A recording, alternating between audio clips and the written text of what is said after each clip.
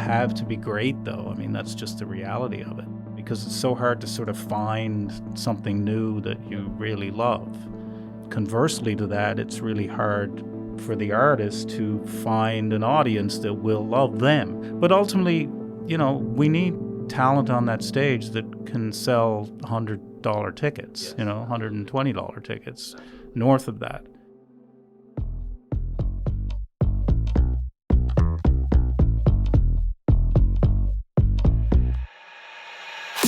He's James Collins. He is Alec Cranston, and this is the Matter of Facts Podcast. The Matter of Facts Podcast brings you the unsung heroes, the unsung stories, news and happenings from across our wonderful city that you maybe thought happened but didn't quite know the truth behind. And get you all in the loop on what's going on, what's to come, and what can we be prepared for. Welcome, everyone, to the Matter of Facts podcast. We have a slightly different one this month. I'm going to say hello to who normally is Alec, and you might notice he sounds a bit different. Who's on the other end? Hello, my name is Alec Cranston. That doesn't sound like you, Alec. No, it's your big brother James. David, whatever my name is. Dave. Oh, it's the first Dave. 10 seconds and I've screwed up. Okay. Let me give you a little bit of context here. So, no surprise, sometimes we don't record the podcast in order and, it gets nicely spliced and edited together. So we had an interview and a full podcast recording planned about 3 weeks ago, and I had something come up with work that morning and just needed to meet a client and could not make the interview. So I said, hey, Cranston, go and do it. He's a pro. He went to do it. We then put another diary booking in with our studio to go and record everything else. And Alec has selfishly gone and got himself a great last-minute deal on a cruise. So he's on a boat right now, and he said, hey, you weren't there for the interview. I can't be there for everything else. Go and find a co-host. So I racked my brain and thought, well, there's many people I could approach. It could be Mark Carney. It could be President Obama. It could be Stormy Daniels. And I realized if we hark back to the beginning of this podcast, there is one person who's not only been a dedicated listener since day one, but someone I said would definitely come on the podcast at some point. And that's my big brother, David, who's talking to us from where? I'm calling you from Trondheim in Norway. So my parents had one kid go west to Canada and another kid go northeast to Norway. You are 4,917 kilometers away, according to Google, when I was walking here today. Very briefly, we're brothers. We know each other quite well. To tell us why you're in Norway, what you do, who you are. Okay, I'm Dave. I am 21 months older than James, and I keep reminding him of this as much as I can. I've lived in Norway for 13 years. I came here because my now wife said, let's go to Norway for a year. We just didn't say which year. So we've been there ever since. I have a PhD in architecture, and I work as a innovation manager for a 42 million Canadian dollar project, so just a little one. True underachiever here. And my one of my hobbies is busting your balls, James. Really, isn't it? And exactly, yeah. So my thought that I like to think of right now is Alec is throwing up over the side of a cruise ship, green faced, while his lovely wife Jenna is holding his brown brunette locks back, so they don't get in his face. And we're gonna have a lot of fun here in his place on the podcast. So first things first, we may have a change of co-host, but we don't have a change of segment. We're going to go to our beloved, the original love of this podcast, which appeared on the first episode and has survived all the years since. It is Insane as the Crane. Insane as the Crane. Insane as the Crane. Kinda insane like the Crane. Takes a bit of a different tone this month. Normally we chat about something that's insane. It can be wacky, it can be wild. But this month we're talking about something that's really ground the gears of the people that live locally. And this is the data breach that's just occurred with Nova Scotia Power. It's going to hit very close to home. Everyone locally knows the story, but just to sort of recap, Nova Scotia Power, they are the only power provider here in our province. It's a regulated monopoly, means if you live in Nova Scotia, if you want electricity, then you have no choice but to go through them. There's no competition, there's no shopping around, they are it. Back in March, they got hacked, but the issue is they didn't find out right away. So this attack happened on March 19th. They only found out in late April when somebody actually offered to sell them back their own stolen data, which is course, classic ransom move. Rightfully, Nova Scotia Power, they said no to paying, but at that point, the damage had been done. There really wasn't much that they can do. Now, it turns out it was pretty serious. So the hackers got into systems containing rather a lot of customer personal information. Here we're talking names, phone numbers, mailing addresses, billing history, driver's license information, but it gets worse. Bank account numbers for people who had pre-authorized debit, and wait for it, the big one, the social insurance number. Now, not everybody, but for about 140,000 customers who shared the social insurance number with them, they were part of this data breach. It's a pretty big chunk of the population here. That data is now believed to be circling on the dark web. Everybody knows what that is. People there sell stolen data as if it's candy. Okay, so let's go forward a little bit. May 13th, Nova Scotia Power starts sending out letters to affected customers. By the way, Jen and I were one. We did receive one. Some said your social insurance number was exposed. Some didn't. It really depended what was on file. And to calm the waters, they did something really odd. They decided to offer 2 years of free credit monitoring through TransUnion, which is, pretty poxy. It's not very helpful right now. Your social insurance number won't magically expire in 2 years. It's like getting your home robbed and you get a free rental of an axe for 2 years just in case they come back. In case they come back again, you're absolutely right. But it's evolved since. Now they've been dragged into legislative hearings. Government officials are trying to find out why the hell this happened, why it took them a month to notice, why they only knew when people tried to sell the data back. Supposedly they had a cyber plan that protected the grid, the physical infrastructure, but nothing containing or to protect customer data. So on top of all of that, people who were part of the breach, us included, and we're noticing a huge number of fake phone calls and texts that we're getting claiming to be Nova Scotia Power. So it's like a scam on top of a hack. Okay, let me take a step back. I'm going to sum up. Nova Scotia Power is a monopoly utility company. There was a huge data breach, a massive delay in their response. A lot of bad personal information was taken. Welcome to 2025. So, I'm going to turn this over to the Norwegian contingent on this podcast. What the hell are you thinking? Well, we also have the same concern. We also have just one power company, really. You can switch between sort of like providers in principle, but it is really the same power company. And this is I deal with cyber as a part of my job. So this is something that's really interesting. And I bet you any money the group that did this is a group called Vault Typhoon, because this is exactly their modus operandi. And the thing is just the careless of it, the total lack of sort of empathy, really, that they literally just take your data and they just put it on the dark web and say whoever the highest bidder can have it. And sometimes nation states even buy it. But yeah, I mean, somebody with nefarious intent now has all your data. And they have, on the plus side, if it's in the hundreds of thousands, sometimes they don't have the capacity to do much with it. There is the risk. I mean, if somebody gets hold of this, it can affect your credit rating. How would this play down in Norway? The issue we've got here is, we've all just been doxxed, right, by Nova Scotia Power. Where's the outrage? Where's the accountability? The letter that we received in our household really stopped short of admitting anything. It said, we are making you aware of a possible breach and the possible the possible chance that your possible data was possibly stolen and could possibly be in the hands of possibly bad people. They have not come out and said, we dropped the ball. How would accountability look in Norway? Well, I mean, I think in a way it would be the same as this, in the sense they're probably going to blame the people that deal with their cybersecurity. They'll say, nothing to do with us. That's somebody else's problem. Although that doesn't really help you as a customer. I mean, they'll probably end up, somebody's going to get, in Norway, somebody would get fined or prosecuted, but almost certainly the power company would blame whoever it is that's in charge of their cybersecurity. It's outsourced to big international companies like Capgemini and stuff like this. But, I've had my data stolen before. And what happened? They used my data and sold 150 copies of Tony Hawk's Pro Skater 3 on eBay. Yeah, somebody had stolen 150 copies of Tony Hawk's 3 and sold them on eBay using my PayPal and transferred the money to Russia.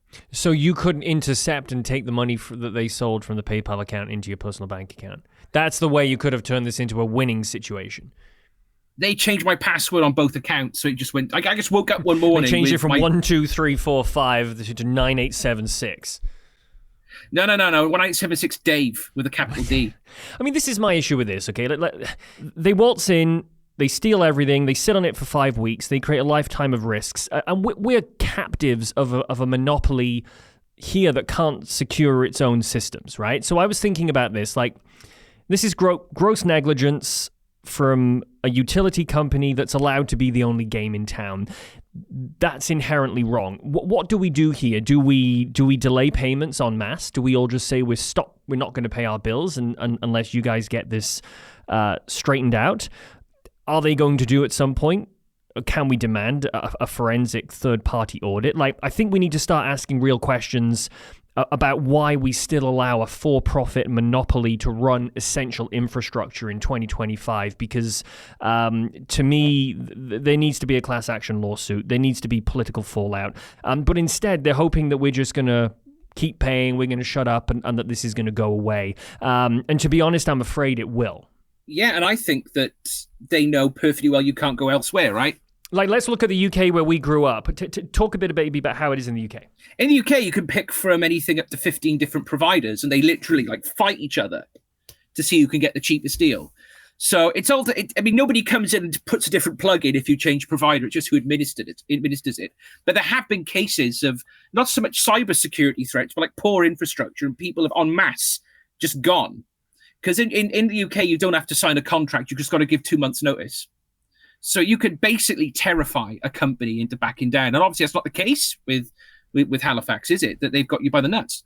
They have, and I think my worry is that people here, whether it's the government or whether it's the people, we're just going to sort of let this go. And I'll tell you now, we have a reputation in life. If we don't learn, we repeat the bad things that we do. Connor, I always like Connor's perspective, and I'm not asking you to sort of talk down about Nova Scotia Power here, but come on, Connor, come on. How do you feel about major infrastructure monopolies? I think Nova Scotia Power is such a unique case because it is a regulated monopoly. So anytime I feel like criticism is levied at them, an equal portion needs to be levied at the regulatory body that is ultimately setting rates and is ultimately deciding a lot of, what projects get funded, how to respond to security breaches and so on and so forth. So I want to make sure that we evenly spread the responsibility across this particular piece of toast. That's a really good way to put it. But are we all in agreement, though, that this requires a drastic response? Big time. I think that Nova Scotia Power needs to know that that anything to do with like incompetence, be it or negligence, be it cybersecurity, infrastructural security, they should be punished in a way that as if they were a company that had to compete. Good. For their contracts. Okay, so we can say that there is now pressure from Canada, Wales, and Norway to get this straightened out. Let's kick their ass. We will leave that one there. That was a bit of a rant, but I think it was truly insane and was a much-needed rant. Public service, that's what that was. Okay, so now we're going to turn it comical, because I think it's about time for a change of pace and a change of mood here. We're going to play Harbour of Lies.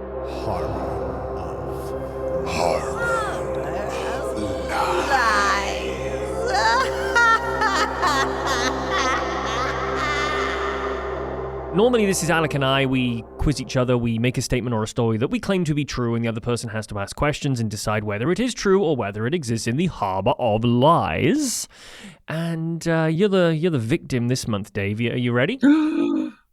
I was born ready. Okay, so I'm going to tell you something that is 100% true. Okay. Game begin. This is the story of someone you've probably never heard of, okay? And his name was George Cove.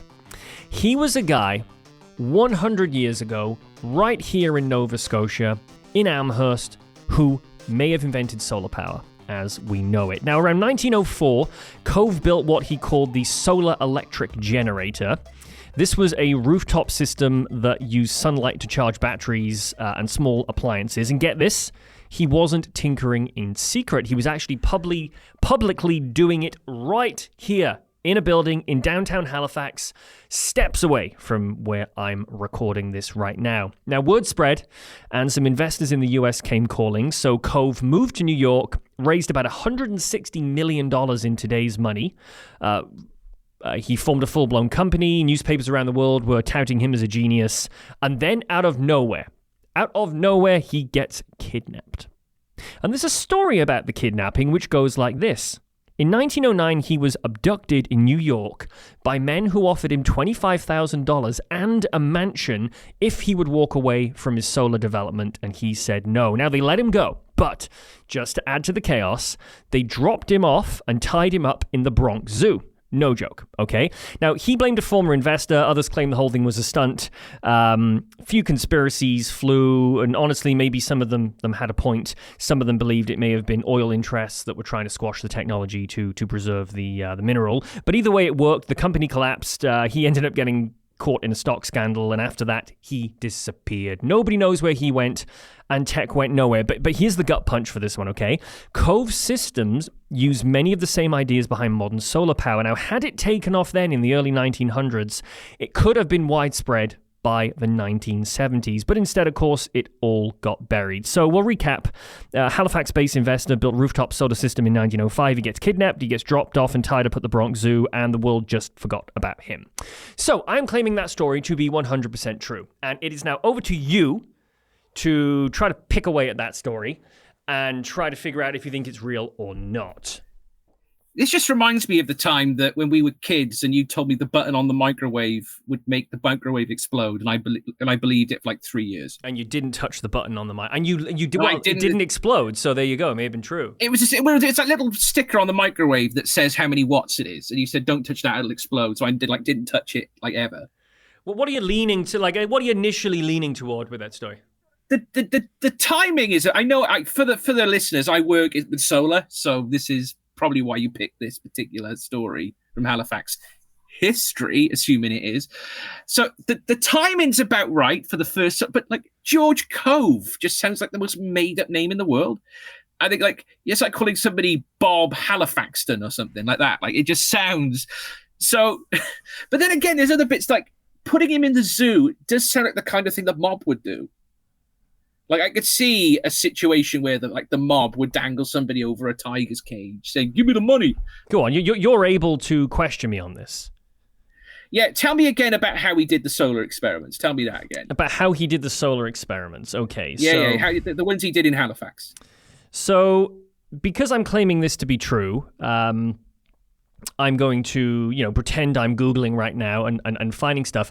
I don't know much. All we do know is that he developed what he called the solar electric generator, which was able to be a rooftop system which captured energy from the sun and used it to power like lights and little small appliances. We're not talking here like he went to the Toronto Dominion Bank and started like powering the first branch in the early 1900s.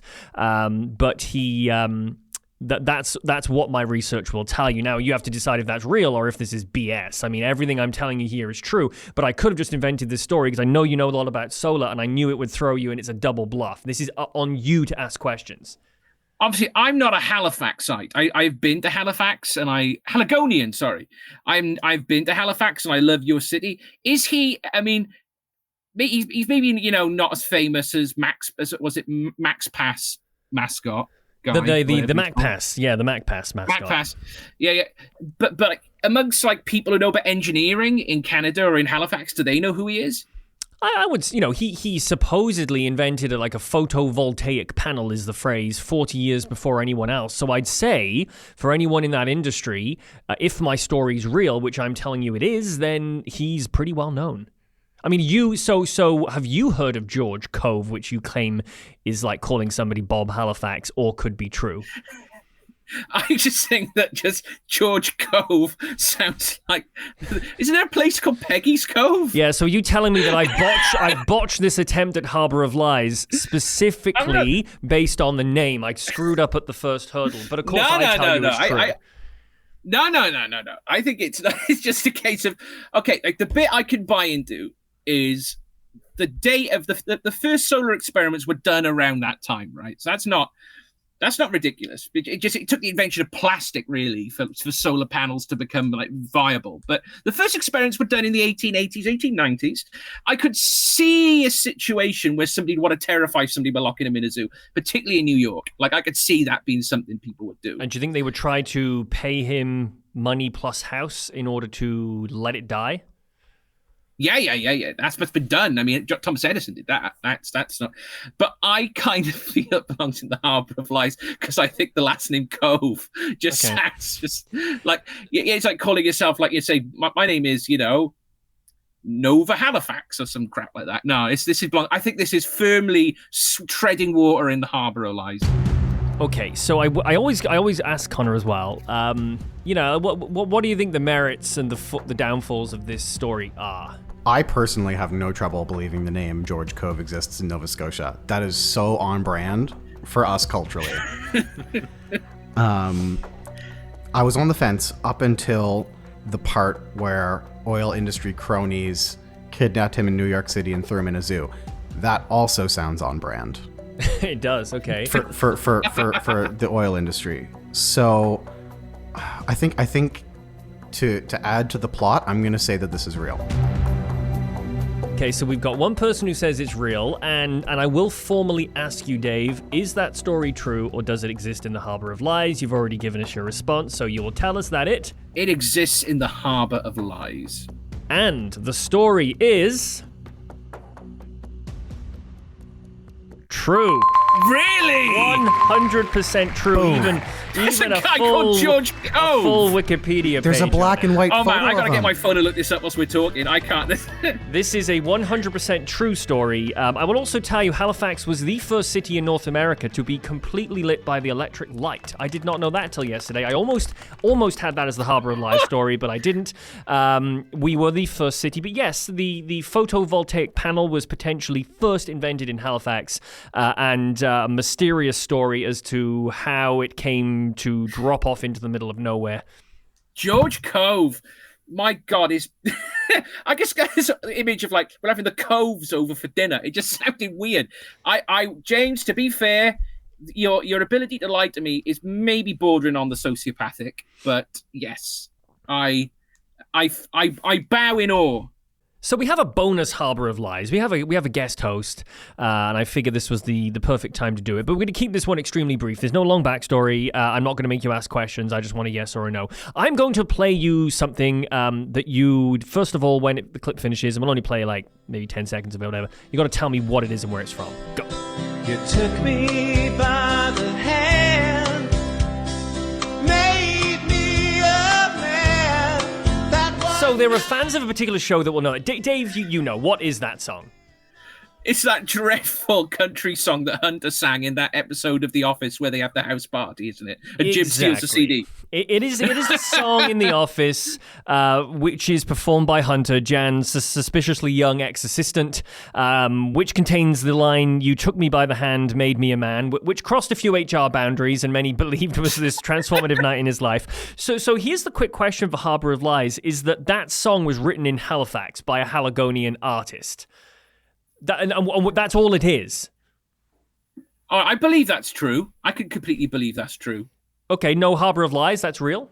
I think that could be completely real. I feel that it would take a Canadian to make that much fun of American country music, and it'd be that good. Yeah, good I think logic. a Canadian did it. Connor? I think the way it captured the ennui of stadium country was very uniquely Canadian. Okay, well, I will tell you, it's true. It was written by Todd Fancy. He is the guitarist for the Canadian indie band, the New Pornographers, and they were hired by NBC to write... They have a contract, or Todd Fancy has a contract to write little clips for NBC, and 15 years ago, he was called up and asked to write that song. So yeah, that song was written right here in Halifax by a Canadian artist. A little bit of pop culture for you there.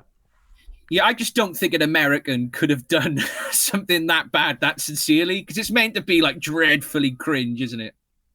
And talking of music, for some reason in this weird time warp that this episode is in today, Alec has found his way back from the cruise ship. He's back on dry land, and here he is with the interview, which we actually recorded many weeks ago when I wasn't around.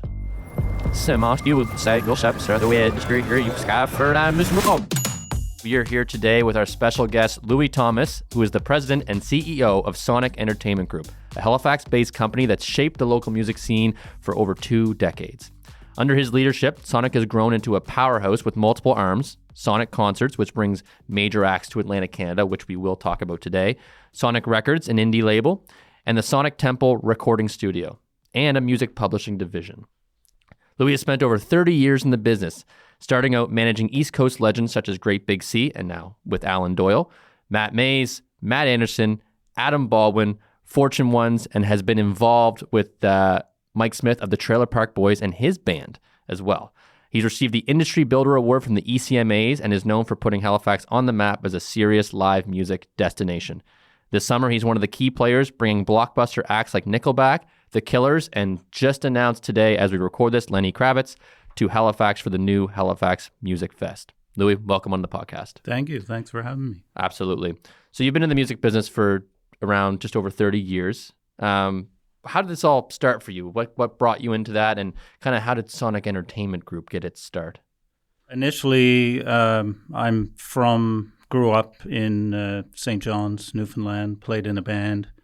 Band moved to Toronto. The couple of the guys in Great Big Sea reached out to me because I was a musician that lived in Toronto. Yeah. And, frankly, I think we did the same thing in our band, tried to figure out, okay, who do we know and who can we reach out to? So they reached out to me. I became their booking agent. That would have been like sort of 1993. Mm-hmm. And then we just sort of decided to take a chance on each other with me managing them. And then I moved back to St. John's in 1995, just when sort of their sort of big debut major label record came out. Yeah, just sort of worked exclusively with them for 2 or 3, 4 years. Moved up here to Halifax. I just wanted to be somewhere that was a little bit more accessible relative to business and travel. And we just sort of grew it. When I say we, it was really me and an assistant sort of initially. Mm-hmm. But certain things happened just because, I started the label because I had a client that I couldn't get a deal for. Mm-hmm. And I went to Great Big Sea's distributor, their label, Warner Canada, and I just asked, could I generate an imprint within your system, just sort of create a what's called a P&D deal, mm-hmm. pressing and distribution, which is the pressing part's obviously pretty well disappeared. Yeah. But essentially a distribution deal with them, and then that's ultimately how the label started. And the concert promotion bit, that started by virtue of friends of mine who were agents and managers looking to have their clients come into this region, right? And just reaching out to me going, can you help us, that kind of stuff. Right on. And that started with like Sarah Harmer, Sam Roberts, mm-hmm. and because the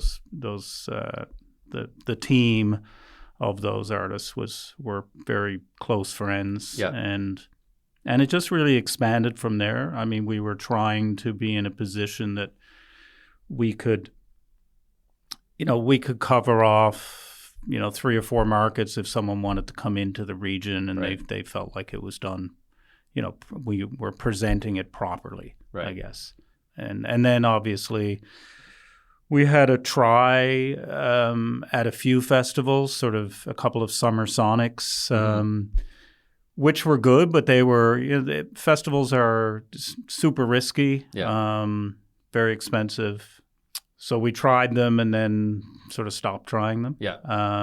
It is, I should say it was and still is extremely challenging. Yeah. And the publishing thing really was just a way to sort of administer all those rights that exist mm-hmm. In one place and ensure they were being collected correctly right. globally. I mean, it's not, we're not really out there like trying to sign artists for publishing deals. Right. We're sort of more interested in just administering, making sure things are collected correctly. Yeah. it's not necessarily sort of a driver or a big goal to sort of grow that.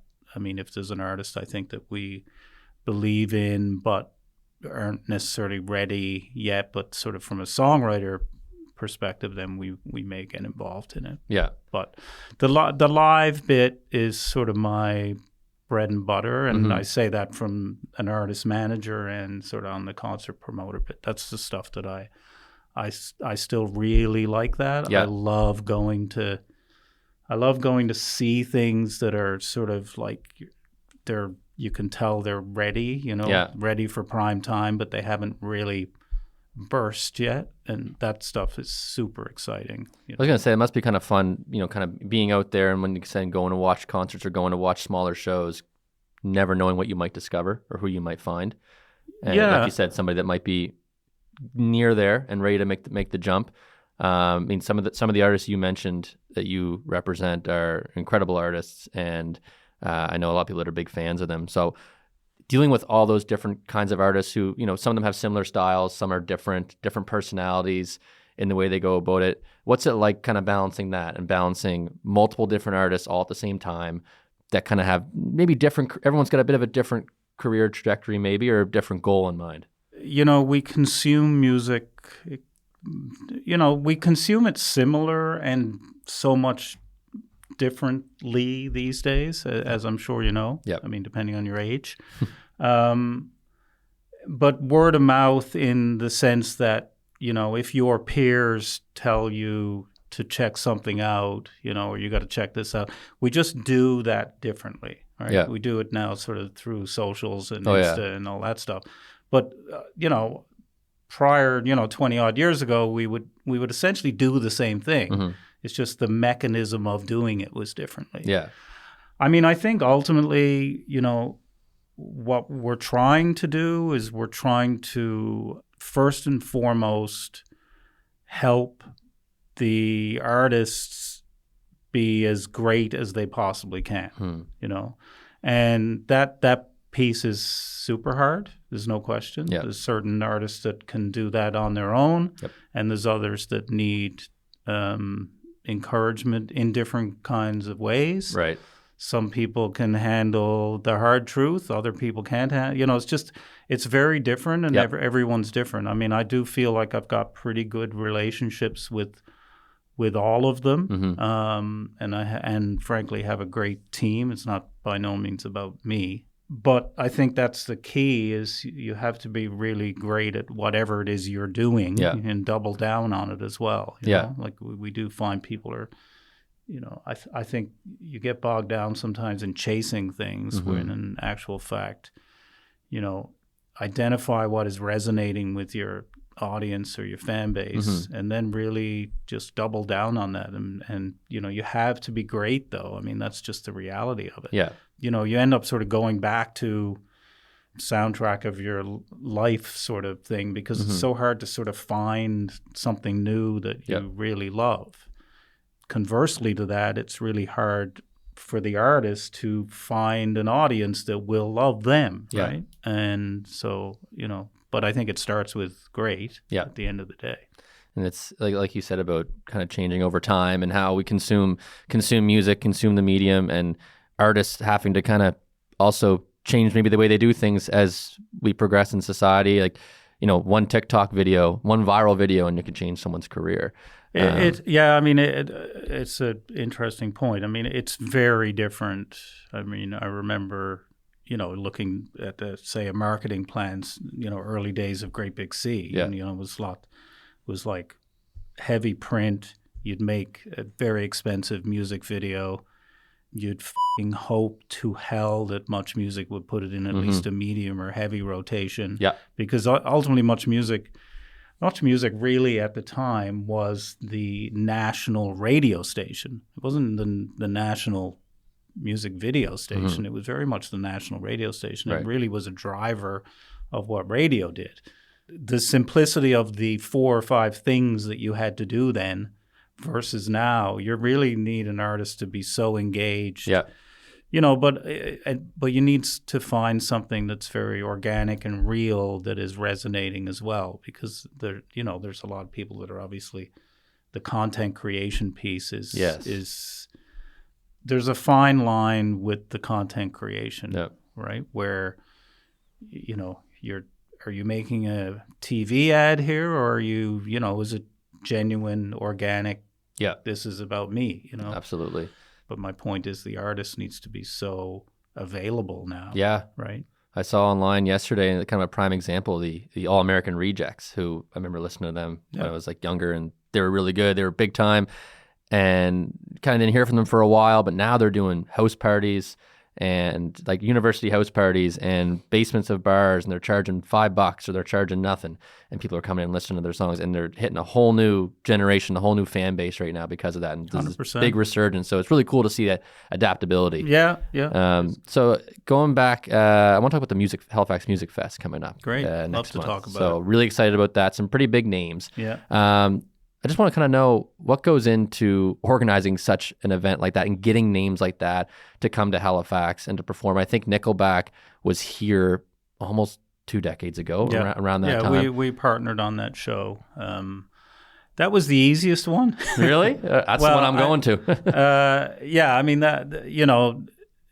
firstly, the booking agent who's been with them forever is a friend as well. I mean, not that it's like, not that you're getting a deal necessarily, nor should I, but at least, we have a long time working relationship. We have that.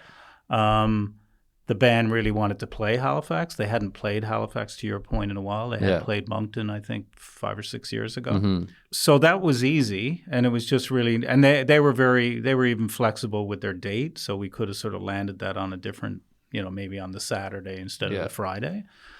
And then even supports with that one are a bit easier because it's all domestic stuff, and just the dialogue and the communication was just quicker. Okay, nice. The other stuff is more difficult. There's no question. It's firstly extremely expensive. Secondly, those artists are in a lot of demand everywhere. There's just the logistical challenges, mobilizing that big of a team. Yep. This is not the 4 or 5 people on stage. This is a staff of 40 people that are traveling, right? Yeah. Plus trucks and jets and fucking everything. Yeah. So it's sort of full on. Yeah. And the people around them are very protective, as they should be, and as I am with my management clients as well. But it's time consuming. Yep. I mean, just for anyone, the toughest part is when you book these type of festivals, you can't get in trouble in the sense that you have to book from the top down. So you have to get your headliners secured before you can really. Now you can sort of have spiritual discussions about and sort of ideas about, okay, who the undercard specifically would be, and then the couple of sort of first of 4, second of 4s, and make sure potentially they're available. But I mean, you can't really put an offer in on anything under the headliner until the headliner is confirmed. Okay. Usually the headliner then, not usually, always, the headliner would have approval on the direct support artist. Okay. So then you've got to go through, okay, I want to offer on said artist. So that takes another week or 2 to get approved.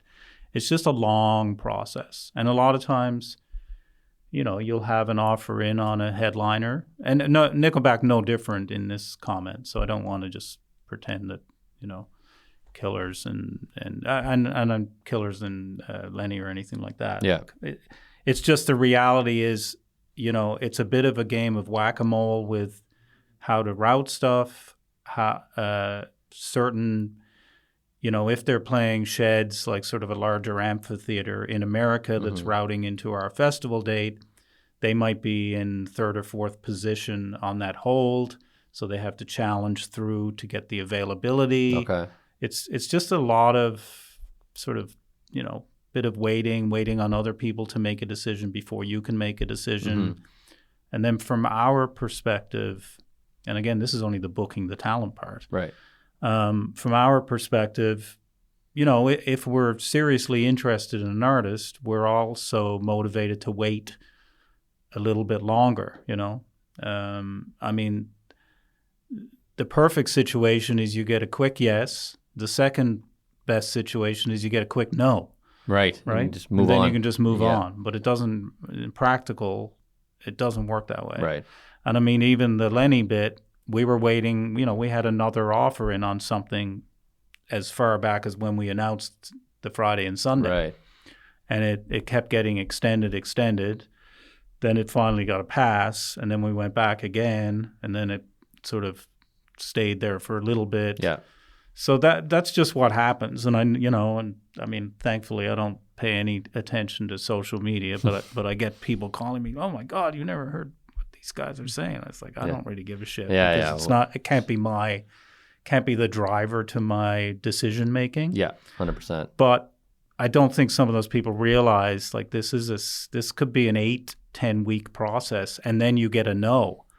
Yeah. Right. And then you can't really, the point is you can't have two offers out for headliners on the same day, because what if they both say yes? Oh yeah. Then you're in a tough spot right there. Then you're sort of screwed, right? Yeah. So the other piece is, I think the city, province needs to have a better process, frankly. There's some great people inside the events team at the city, but I think there just needs to be sort of a bit better internal just process if they're genuinely interested in these larger annual events. Yeah. That become legacy events for this city, which Absolutely. I think are super important. Obviously, I wouldn't be doing it. Yeah. But I mean, it's not like I'm not getting any financial support from the city, the province, or the feds on this. This is strictly, our undertaking. And I think we're going to need to get 1 year under our belt before, and sort of show, demonstrate economic impact and those sorts of things. Before we'll be able to have a better conversation about that. But I do think these music in my mind is super important. Obviously, that's a self-serving statement too. Yeah. But I think just just culturally, it's important. Yeah. Mental health, it's important. Big time. And I think there's other events that obviously are heavily supported here, and I really, I genuinely want to see something like this supported, whether we do it or someone else does it. Right. I just think it's time to have it's time to have this type of event on the peninsula. Yep. There's so much movement to densification of the peninsula. There's so much movement. It's so much sort of movement. Transit. Getting sort of people more mobile. Yeah. Less sort of sprawl. I just think this type of festival speaks to that. Right? Absolutely. So. And there's some, bringing these major acts is going to be incredible for the city, incredible for the event. I'm going myself, super excited. And we mentioned at the start, you support and represent local talent as well. And, Sonic champions them, which is incredible. How do you balance supporting and promoting local talent in events like these while also, you want to bring in those major acts, those headliner names, and getting them involved? Yeah, no, great question. And we did recognize that. At the end of the day, we have to sell tickets. Yep. Right? And I need to sort of curate these shows correctly, or at least that's how I feel I need to do it. Yeah. We intentionally partnered with Music Nova Scotia, so that they would, and it wasn't, there was no conditions to that. That was just like, Music Nova Scotia will receive $1 per ticket. Yeah. They can take that funding, and they can use that for whatever they feel is the most important. I do think sort of some form of an incubator fund to get music going is important. As far as sort of, local talent, I mean, I would consider always local, but some other, as far as Nova Scotia talent, I don't think we have Nova Scotia specific artists, but they're also really, I manage Matt. Matt has his own show in Hubbard's. Yep. Everyone on that show has a radius clause that they're not really allowed to play anywhere, the other support talent does.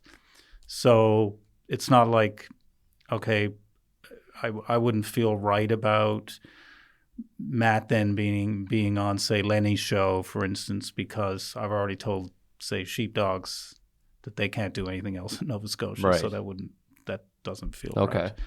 right. Adam's already got his own show, Halifax Jazz Fest, et cetera, et cetera. So I don't know. I can balance those numerous hats. Again, I'm trying to support as much Nova Scotia, Atlantic Canadian artists as I can from a concert promoter. Maybe optically it doesn't look like that for Halifax Music Fest, but this is, in my mind, this is year one. Right. Year two, maybe we have a smaller stage that, again, is a Music Nova Scotia type stage. And we're trying like a side stage to the main yeah, stage or kind of just thing. something, maybe it's in the food and bev section and it's Oh, yeah. something that sort of occurs in that 30-minute break between artists, But ultimately, we need talent on that stage that can sell $100 tickets, Yes, absolutely. $120 tickets, Absolutely. north of that. That's the main box that I need to check here, frankly. Right. You need someone that when the announcement came out, Nickelback and Killers. I remember even my wife and I looking, and we're just like, well, we got to go. Like it's immediate. Well, you need people to go, okay, this is not going to happen again. Yeah. In, we got to be a part of 10 this. years. Yeah. You can't just book people that are playing across the street the next day. Yeah. That doesn't 100%. That's not effective. You need to create these sort of FOMO type moments, Yeah.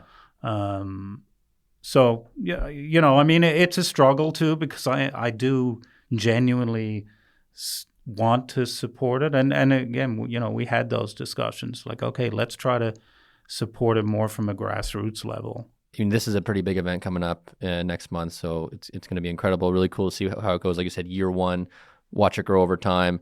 What's do you have any big future down the road dream goals for Sonic Concerts or for Sonic Entertainment Group? Other avenues you want to explore, or maybe even where you see Halifax Music Fest getting to one day? Yeah, I mean, the goal right now, frankly, is to get this done and it be successful. Absolutely. I mean, not only, and when my definition of success might be sort of different. My definition of success is not lose any money. Yep. Have a very safe experience for the audience. Yep. Those are the sort of two, frankly, the safe experience for the audience. Safe and, a great experience. Yeah. That goes without saying. And just build from there. And then, we definitely we'd like to develop that site a little bit more. Mm-hmm. We would love to be in a position where the city would reconsider Halifax Commons as an option, because it would allow us to go after things that are bigger. Yeah. We will tap out capacity-wise at 25,000 on the hill, right?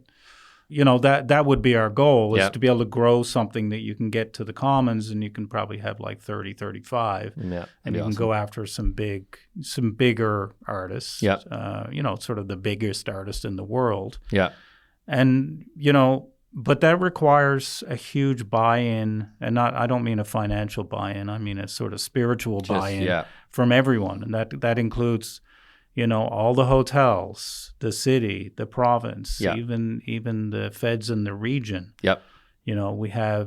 We are so accessible from, lots of nonstop flights into America. Mm-hmm. Now lots of nonstop flights into Europe. Yep.